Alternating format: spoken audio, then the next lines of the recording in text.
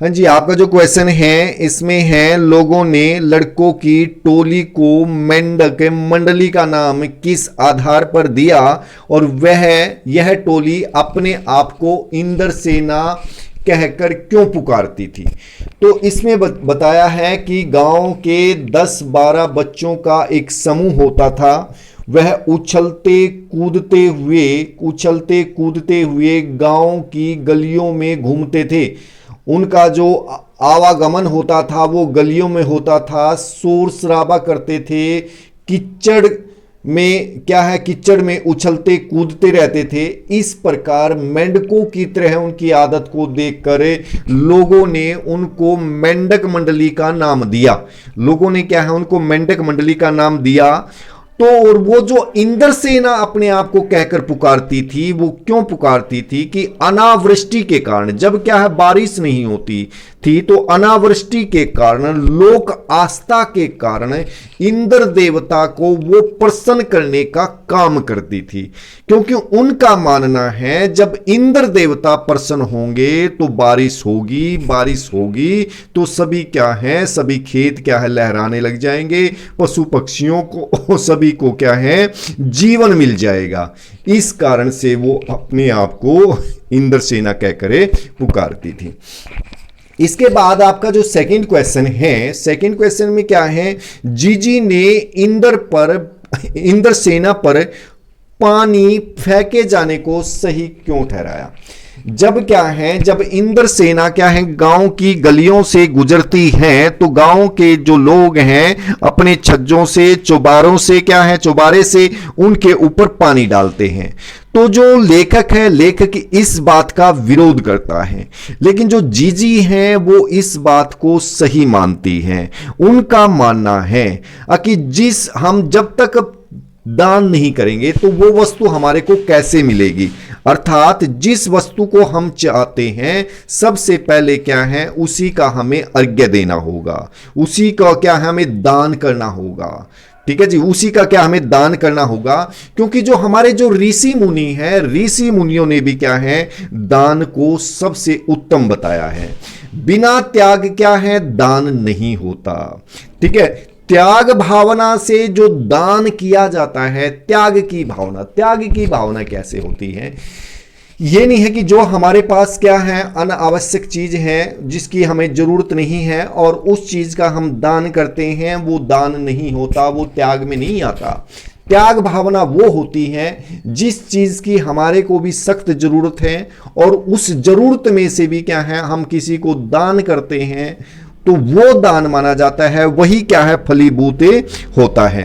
और इसके बाद जो जीजी एक और उदाहरण देती है कि मान लो जैसे हम खेत में बुआई करते हैं, खेत में जैसे कि 1 एकड़ भूमि है, उसमें हम 1 मन बीज के रूप में अनाज डालते हैं, लेकिन जब पैदावार होती है वो 40-50 मन के आसपास होती है।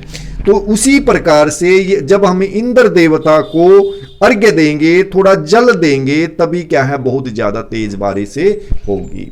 इसके बाद आपका नेक्स्ट क्वेश्चन है, पानी दे गुड़दानी दे से पानी के साथ साथ गुड़दानी की मांग क्यों की जा रही है। अर्थात इसमें बताया गया है कि जब अनावृष्टि के कारण शहरों की अपेक्षा गांव की जो हालत है वो ज़्यादा खराब हो जाती है। सभी जगह जो भूमि है वो सूख कर पत्थर हो जाती है, जमीन फटने लग जाती है, जो पशु हैं वो प्यासे मरने लग जाते हैं। कहीं पर भी पानी का नामो निशान नहीं होता। लेकिन इसके बाद जब बारिश हो जाती है तो बारिश होने के बाद जो भूमि है वो कृषि योग्य बन जाती है और जो फसलें हैं वो लहराने लग जाती हैं। जो पशुओं को जो पीने के लिए पानी मिल जाता है, उसके बाद वो दूध अच्छी प्रकार से देते हैं। चारों तरफ धन धान्य की प्राप्ति होती है, चारों तरफ खुशहाली छा जाती है, फसलें लहराने लग जाती हैं। इसलिए पानी के साथ साथ गुड़दानी की भी मांगे की जा रही है। इसके बाद आपका है, गगरी फूटी बैल प्यासा। इंद्रसेना के इस खेल गीत में बैलों के प्यासा रहने की बात क्यों की गई है। अर्थात इसमें बताया गया है कि अनावृष्टि के कारण जब चारों तरफ क्या सूखा छा जाता है, कुएं, पानी, तालाब, कहीं पर भी पानी का नामो निशान नहीं रहता, ठीक है, तो उस समय जो जो पशु हैं वो क्या है, प्यासे मरने लग जाते हैं।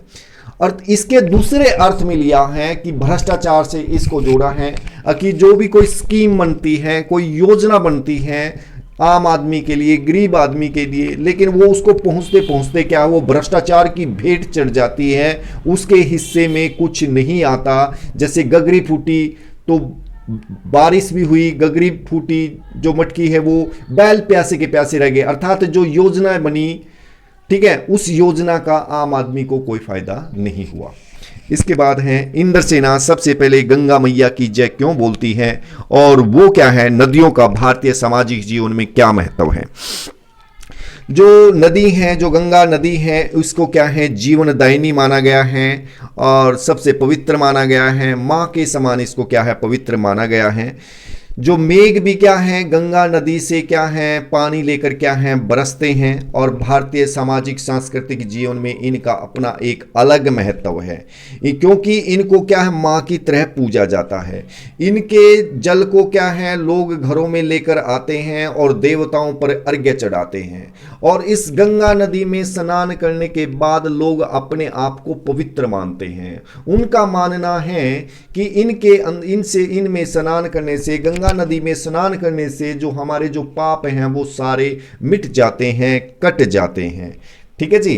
तो इस कारण से जो इंद्रसेना है वो सबसे पहले क्या है, गंगा मैया की जय बोलती है।